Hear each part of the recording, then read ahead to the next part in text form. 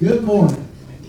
It's good to have everyone with us this morning. We are in our 28th lesson on the book of Hebrews. We're in chapter 11, and we're actually looking at verses 4 through 31. We're certainly not going to get all of this covered today. In fact, it's probably going to be another 2, maybe 3 weeks before we're done with this chapter. But last week we discussed the implications of faith as a belief structure and as a way of reasoning that actively responds to the will of God. And this is certainly the nature of faith. And he says, and he picks up in verse 4 saying, he says, by faith Abel offered to God a more excellent sacrifice. So all of these examples he's going to present in this chapter all begin with this same testimony, by faith. So by this kind of faith, we're going to learn that we attain or we gain divine approval. Now, the following examples in this chapter from all of the antiquity demonstrate for us that biblical faith is the actuator that brings the power of God to bear upon the natural world. This is what faith does. Faith moves God to act on behalf of the believer.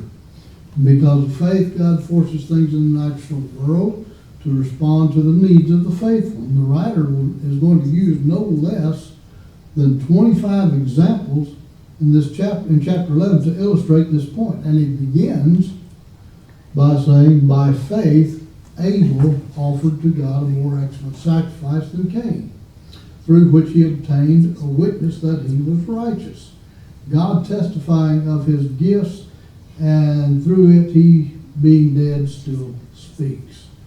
Now, I have a question. What made Abel's sacrifice better than that of his brother Cain?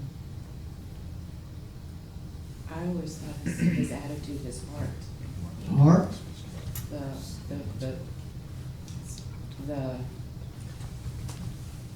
How does the writer begin? By faith. That's the critical element of any sacrifice.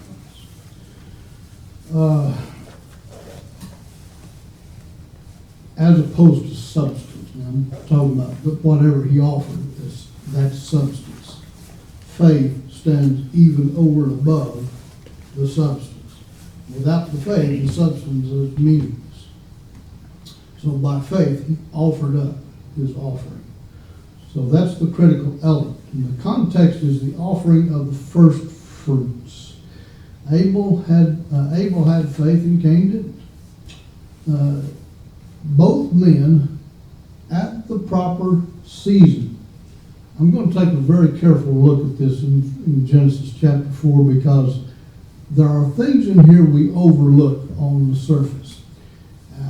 And I think because we do, we jump to a whole lot of improper conclusions. But Cain's offering was just as legitimate as that of Abel. They were offering the same type of sacrifice. What made Cain's sacrifice unacceptable was his relationship with his brother, which ultimately manifested itself in murder. Yes? I don't know how to ask questions, so go ahead and maybe you'll answer. Maybe this will answer eventually. But verse 4 tells us that what made Abel's sacrifice better than that of Cain was the element of faith, and it was not what he offered, it was but how it was offered. The problem is not with the sacrifice. The problem was with the man. The problem was with Cain. And we learn in 1 John chapter 3, verses 11 and 12, how Cain's lack of faith manifested itself in evil deeds, which of course was the murder of his brother. He says, for this is the message that you heard from the beginning, that we should love one another, not as Cain. So what was Cain's problem? That's my question. He didn't love his brother. That was right there. Yeah. So it wasn't his relationship with God, it was his relationship with his brother. Right. And we'll spend more time looking at this in just a moment. Nor was it I've heard it said before, it was the quality of the sacrifice. I've heard that several times. Yeah, we'll So, look at- nor was it the sacrifice. Yeah. The root cause was in relationship. Right, And I Okay. always thought it was that absolutely, he didn't have the contrite heart with God, rather than his relationship with, thank you. yeah, But So- isn't our relationship with each other, critical. our relationship with each other and our relationship with God at some point cross? Yes, Because that relationship, if this one isn't right, it does affect this relationship. and And vice so- versa. Yeah, and so a lot of people don't realize that how I treat not only myself but others is in direct my relationship, how I treat and see God, Yeah. because they overlap. John spends a lot of time talking about this in 1 John. But faith is not attributed to Cain's sacrifice, and he has no critical element there. So the sacrifice means nothing without the heart of the worshiper. Now Abel, on the other hand, was not regarded as faithful because of his sacrifice. His sacrifice was accepted because he had faith, because he was faithful. This was not a sacrifice of atonement. That's the first thing that needs to be understood about these sacrifices. These sacrifices have absolutely nothing to do with atonement nor contrition. This is a thanksgiving sacrifice that did not necessitate or require the shedding of blood. First thing that needs to be understood. The sacrifices of Cain and Abel, he says that in the course of time, literally at the end of days is what the Hebrew says. So what is the end of days suggested by the context? What is the in the course of time? What do you think that would point to? What would contextually mark this particular course of time? I've read all kinds of speculation. Some people, some popular opinions are that this suggests the end of the 7-day period, in other words, at the end of the week. Others believe this represents the anniversary of the end of creation. I don't know how in the world they get either of these out of that context. Context simply doesn't support either of these theories. But the only temporal indicator offered by the text is that this was the time of harvest. At the proper time, and what is immediately connected to the proper time? Offering of sacrifice. Now, well, I don't want to get into that right. Well, let me just go on with this.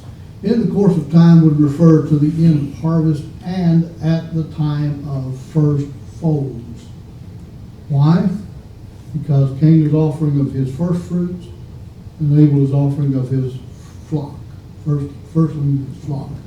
Now, we know this because of the type of sacrifices both men are offering. Now he said, now in Genesis 4:2-4 says, now Abel was the keeper of the sheep, but Cain was the tiller of the ground. And in the process of time, it came to pass that Cain brought an offering of first fruits of the ground to the Lord. Abel also brought of the firstlings of his flock and of the fat portions thereof. Now, we need to perhaps consider here that the narrative of Genesis only provides us with the merest details of the narrative. We are simply not given a great deal of information. Considering the nature of the two offerings, it's likely that these two offerings did not take place at the same time. Yet this is sort of how I think everyone pictures this. Abel's over here on this corner field, Cain's over here in this corner field, and we're both offering up these sacrifices. That doesn't seem to be supported by the text. Abel made an offering of the first fold of his flock, which would have occurred when? In the spring. Cain is offering the first fruits of his harvest, which generally occurs when? In the fall. So these two offerings may, of course, depending upon the kind of crop we're talking about. If we're talking about wheat or barley or some kind of grain, then it would fall. So we're talking about perhaps several months of separation between the two events. Both men were offering the same sacrifices, and Genesis 4:3-4 informs us that both sacrifices were an offering of first fruits. Both sacrifices were the same type of sacrifice. Cain, being a tiller of the ground, naturally offered the first fruits of his crop. Abel, being a shepherd of the flock, naturally offered the firstlings of his flock. Genesis chapter 4 verse 4 mentions something that is never mentioned anywhere else in Scripture regarding Abel and his sacrifice, and this is the fact that Abel's sacrifice was offered with the fat. That's very significant. It's interesting that many Bible readers attempt to make a big deal out of the fact that Abel offered a blood sacrifice and Cain did not. Well, this is certainly true, but it's completely irrelevant. It doesn't have anything to do with it. Although Abel's sacrifice was a bloody sacrifice, there is no mention of the blood in the narrative. Only the fat portions are mentioned, and that is significant. What implications can we generalize from the offerings and the sacrifices? Well, I think first of all, that the offering of the sacrifices had already been a regulated practice according to time, type, function, and method. They knew they were offered at the proper time, at the end of days, at the time of the harvest, and the time of the first fruits. They were both offered as first fruit offerings unto God, and they were offered as memorial portions. They were thanksgiving offerings, in effect. So this demonstrates that sacrifices were already being offered according to a prescribed instruction. How did they know that these sacrifices were to be offered so that they would be acceptable to God? I would assume that they had this probably from their father. And even if they did, this came by revelation. How did Adam know? God told him what to offer, how to offer, and when to offer. So clearly this was not their first experience in offering sacrifices. And this seems to have been a practiced ritual. They knew precisely what was to be offered, they knew when it was to be offered, they knew what was to be offered, and they knew how it was, or why it was to be offered. This also offers the possibility that other types of sacrifices of animals were also being offered that did not require the separation, or that did require the separation of the fat portions. Otherwise, why would he point out that this sacrifice was offered with the fat portions? So clearly they were offering sacrifices that required the separation of the fat. Just like, yes? Are the fat portions just fat, or is that like a piece of meat that has fat in it? Or Glenn, is it the fat, they were fatted portions, being that they weren't the freshest picked, or they weren't the lambs had been grazing and had been fattened before sacrifice, and the first fruits were picked before they may have been fully matured, rather than waited till they were ready for full harvest and the plumpest they could have been. Well, usually the first offerings of the livestock, these were offered probably immediately during, so I don't know that these would have had a whole lot of time to graze. The first was going to be offered regardless. Now, as to the other, what was her question? Was there fat? The fat offered Oh, separate. well, yeah, the fat on it. When you look at the sacrificial system in the law, understanding that all of this preceded the law, but the sacrificial system in the law had roots here, not the other way around. In the law, when they offered a sin sacrifice, all of the fat was removed, and it tells you what kind of fat. Fat from around the kidneys, the lobe of the liver, all of the external fat on the muscles, all of that was removed. The fat that contained within the meat itself, no, there's no way to do that. But the Lord is very specific in the law of Moses. He says all the fat belongs to the Lord. Why? Because it represents the best that you have. Well, it means the whole thing is his. The whole thing, yeah, these Because are you can- memorial You portions. can use that for other things, and if they would have taken it off, that would have been the whole thing. Yeah. Now, they could use the fat of other animals, like deer or any other kind of animal that they consumed. They could keep that fat, and they would use it to make all kinds of uses, like for cooking or for heating or for lighting. But all of that was there. But the fat of the sacrifices, that belonged to Jehovah. Wasn't that one part of the accusing of Samuel's son for taking the best parts? Well, they took The whole thing, the best. Yeah, the whole they thing. took it all, yeah. Yeah, And the priests had a fit about that. yeah. And of course, they paid the stupid Right. tax for that. But there's no indication from the text that the sacrifice of Abel had any connection whatsoever to atonement or even to contrition. In other words, this was not a sin offering. Sin offerings were always offered with the fat removed for atonement. There was no sprinkling of blood mentioned here.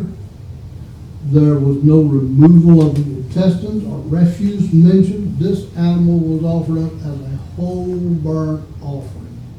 Every bit of it was consumed. So this is certainly typical of the first fruit offerings, and it is atypical of the sin offerings. All sin offerings have the fat removed. Now, why then was Cain's offering not accepted? I think as John informed us, this rejection seems to stem from Cain's relationship with his brother, and I cannot help but wonder if perhaps Jesus may have been drawing from this example in Matthew chapter 5, 22 through 24, when he says, "Everyone who is angry with his brother shall be guilty of the court. Whoever says to his brother, 'You good for nothing,' shall be guilty of the Supreme Court. Whoever says, 'You fool,' shall be guilty enough to go into the fire of hell. Therefore, if you are presenting your offering at the altar, and there you remember that your brother has something against you," in other words, you've offended your brother, you need to make that right. Leave your gift. In other words, it's still yours. God hasn't accepted it yet. Leave your gift at the altar and go and make it right with your brother. Then come and offer your sacrifice. I cannot help but wonder if Jesus is drawing from this example of Cain and Abel. That's consistent because again, that same Yes. draw, Paul draws then off of Jesus when he talks about our offering need to be a sweet smelling sacrifice of Yeah. fragrance. That's consistent. Yeah. Relationship has always been more important than rules. Right. Always. Yes, always. So clearly, Cain didn't follow this advice.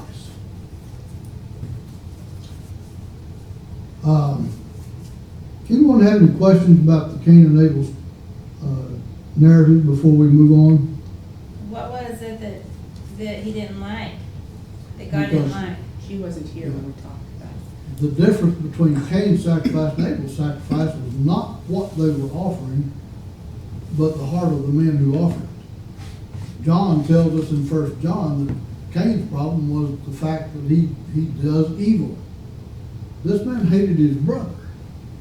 And that hatred eventually manifested itself in a murder. Do we know why he hated him? We don't know. Now think about this. Cain, who in the course of time is going to offer their sacrifice first? Huh? Abel. Abel? Yes. In the springtime. It's the springtime. His animal would be offered first. Is this a solitary event? This is probably the whole family is gathered at this time. What is one notable thing about Abel's sacrifice? It was pleasing to the Lord, and everyone could see it. Cain, his time comes. You have the same kind of event. It's the offering of the first fruit. Everyone is gathered. He offers his sacrifice, and it's rejected. That means he's already had problems. He's already had problems. It couldn't be that event that caused it. Right. It's not the event. It's not the sacrifice. It has nothing to do with the sacrifice. The sacrifice is not accepted because there's no faith linked to it. He hates his brother, and God will not accept the sacrifice. Yes. Probably wasn't the first time. And it probably I wasn't meant the that was first the time. question, yeah. Well, we don't know how old these men were. We know that the indication is that Abel hasn't had children yet. He's already married because he takes his wife with him into the land of Nod.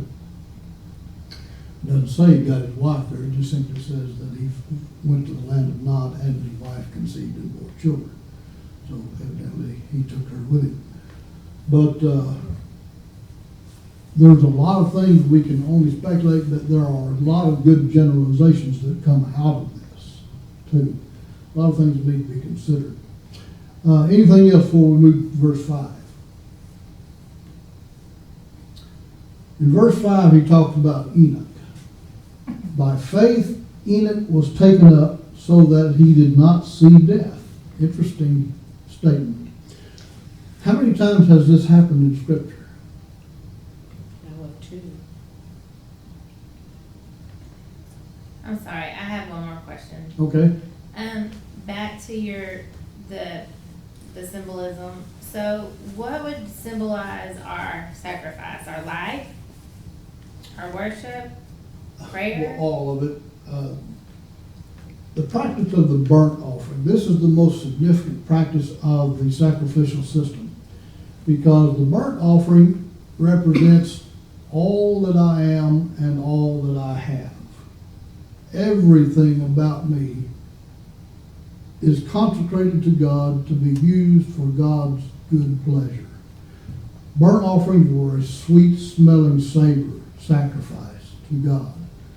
Although they were a bloody sacrifice, they were still a sweet-smelling fragrance to the Lord. And when Paul says we are to be the aroma of Christ, this is burnt offering we're talking about. So when you offer a burnt offering, this is a promise that all that I am and all that I have, I relinquish to God for His good pleasure, to be used for His good pleasure, to be consumed totally for His purpose. That's burnt offering.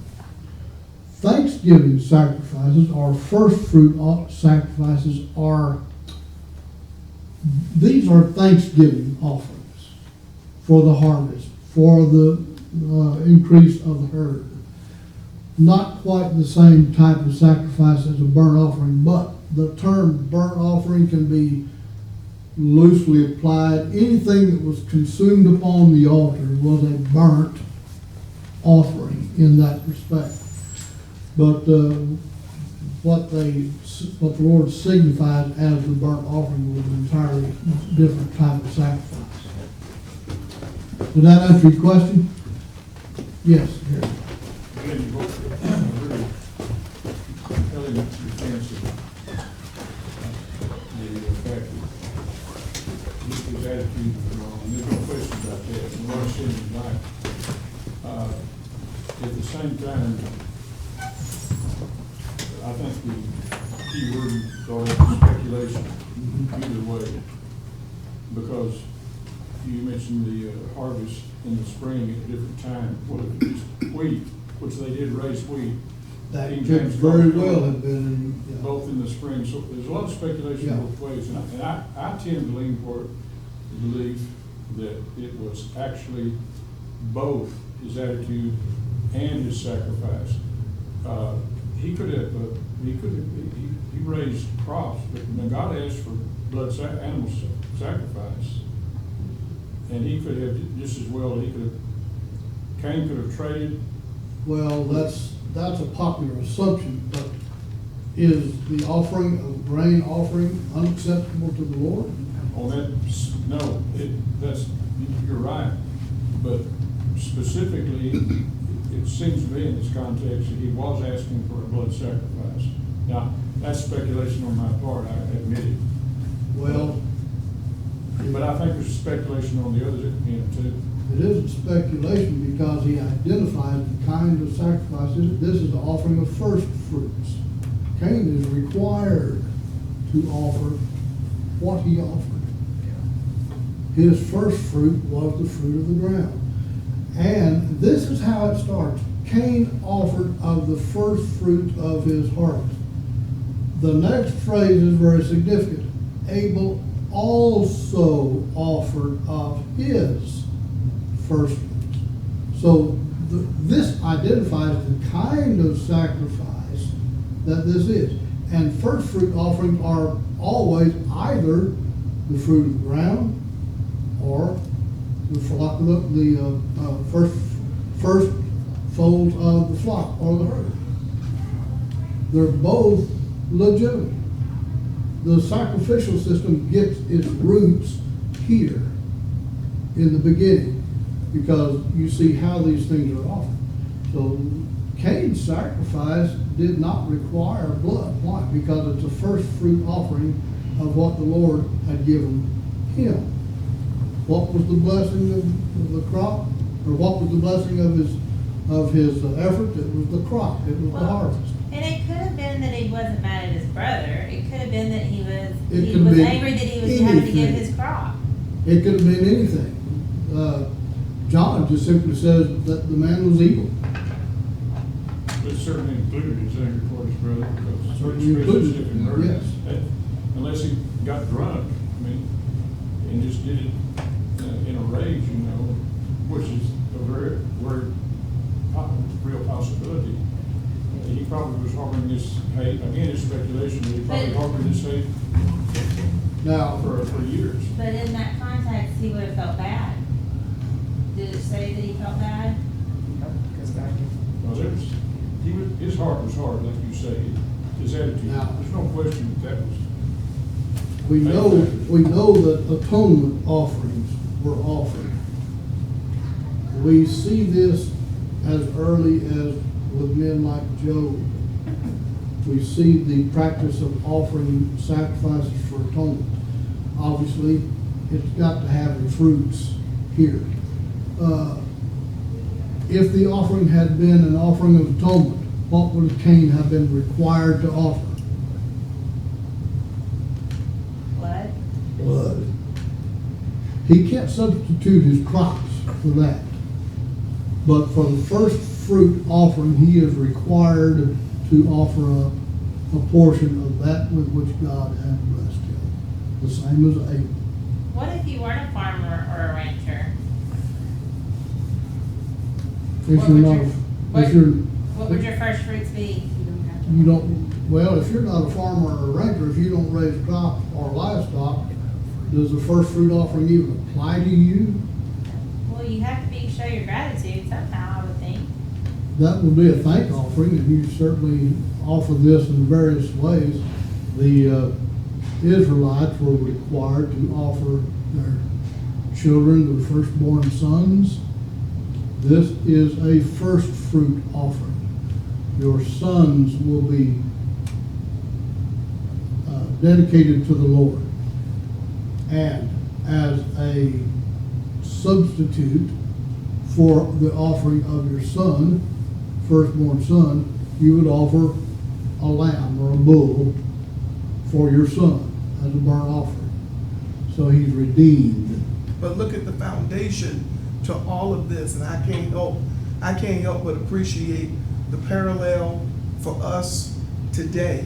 You know, my mindset has always been more important than the material. Yeah. Again, if you don't have the proper mindset and you're offering whatever you're offering, keep it. I mean, that's kind of crass to say, but I think that's still the meaning. I can't help but still, might as well keep it. I can't help but still draw the parallel, you know, whatever I do, if it's not with the right spirit or with the right heart or with the right motivation, whatever it is, I might as well keep it. I can't help. That speaks volumes to me. It's like you said, Paul in his illustration of being the aroma of Christ. This is a burnt offering. And if we're not going to offer ourselves as burnt offerings to be consumed for the pleasure of the Lord, why would we bother showing up here? Why do we dismiss him from every aspect of our lives except when we do show up here? That's contrary. There's a contradiction there. Yes, Jerry. So when I was in New York, I asked a man that I worked with, his doctorate, in religion, and totally off the wall as far as, of course, you know, Christ being our sacrifice, just ritual, that's all it was. And I said, why did you go to the trouble of doing what you did and being a member of this religious, you know, one of the large religious Protestant organizations up there? And he said, because Jesus had the best moral teachings of any philosopher who's ever lived, and I want my children to have some moral teachings and grandchildren. He said, that's the reason I bother with it. And the only reason, because he said there is nothing real about Jesus being the Son of God or dying for our sins or being resurrected. He said that's all just, you know, like Santa Claus. But he said these moral teachings are superior to anybody who's ever lived and taught. Well, why did he value morality then? Good question. Good question. Because the alternative is chaos, and they realize it. You can see the value of the morality of the revealed ethic. Even if you disregard everything else, you can still see the value of that. Even if you disregard the authenticity of the reality of Jesus, the reality of the sacrifice, the reality of the cross, even if you dismiss all of that, you cannot help but recognize the fact that these moral standards have value.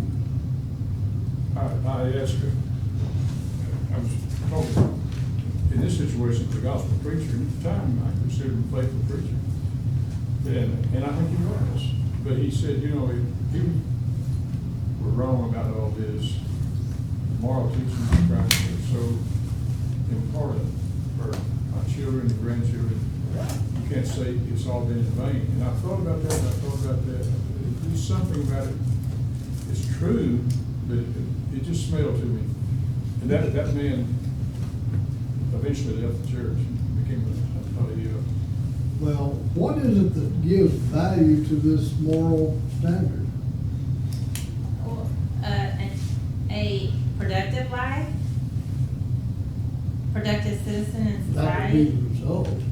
But what would give value to it? It has to be the source, Well, doesn't it? yeah, okay. Well, even a sane person, I think a sane person can see value in morality.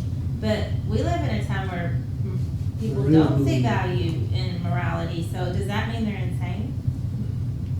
Spiritually speaking, yes. Yeah, I think so too. You sort of see the same kind of language with regard to the prodigal son. He came to his own mind.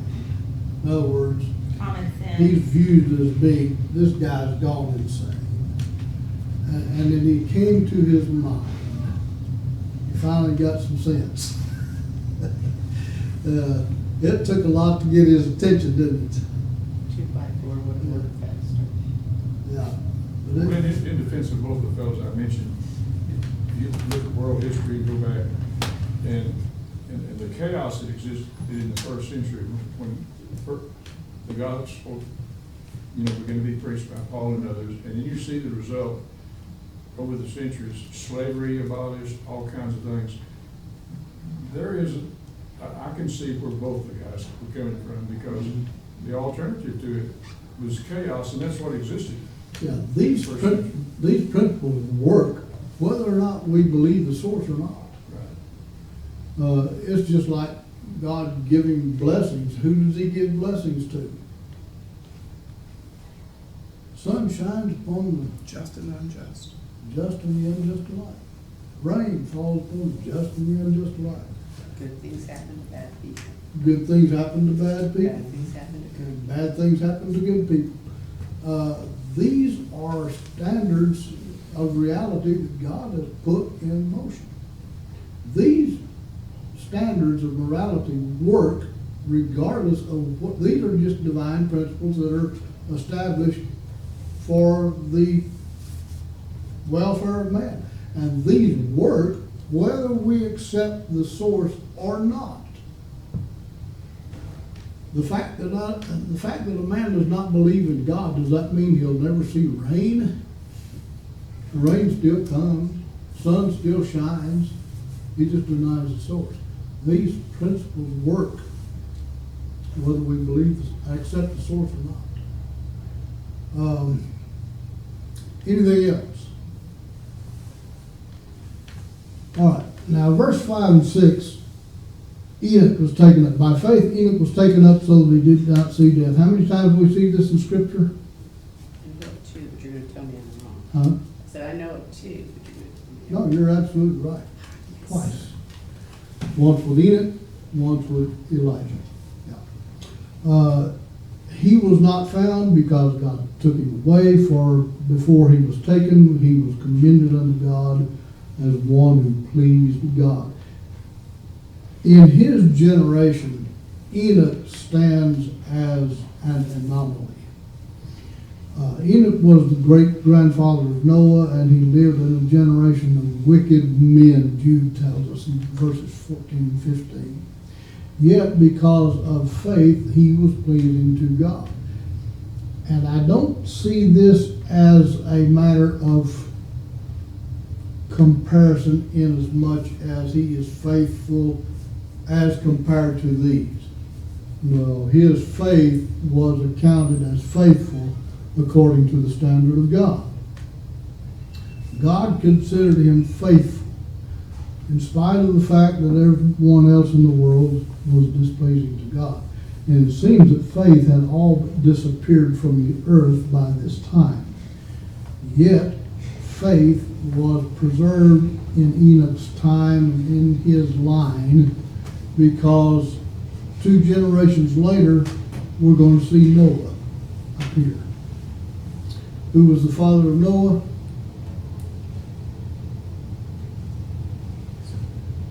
Lamech. Who was the father of Lamech? Methuselah. And so this is 3 generations later. So Enoch then would have been the great-great-grandfather of Noah. Is that right? Did I? Great. Enoch? Just great. Huh? Just great. One great, right? One great? Did I count that right? Great. One Well, great. it's either Enoch, then there's Methuselah, Lamech, Noah. Father, grandfather, great-grandfather. Right. Father, grandfather, great grandfather. Is that right? Okay, No. great-grand, Is that okay. right? Okay. Yeah, okay, we're Keep right. me straight. Keep me straight. I had it right to begin with. Okay. I knew I couldn't have made a mistake. Wow. You're recording this, right? Yes. I am recording this. I just want you to Okay, know. yeah, yeah. But in his generation, he was considered righteous, not based on, not as a comparison to his generation, but comparison to the standard of God, but because it says that he sought God, he believed that God is, and believed that God rewards. Where do we get this? From the very beginning of chapter 11. What is faith? Faith, in verse 6, he says, those who believe, those who have faith must believe that God is, and that his reward of those who diligently seek him. So this is the standard by which faith is recognized. So this is Enoch. There were none pleasing to God. This gives emphasis to the statement that Noah found grace in the eyes of the Lord. So in his generation, Noah would be an exceptional man, just as Enoch was an exceptional man, even an anomaly. Now, it's quite possible that Enoch was taken up to spare him the judgment that was soon to come upon the world, because when he died, when he is taken, he's only 365 years old. Reagan should be. Yeah, by standard of the time, yes. Enoch was 65 years old, and he begat Methuselah. He then lived another 300 years, it says, and begat sons and daughters, and he was not, for God took him.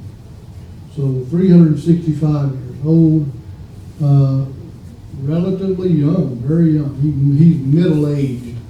Well, less than middle-aged by this time.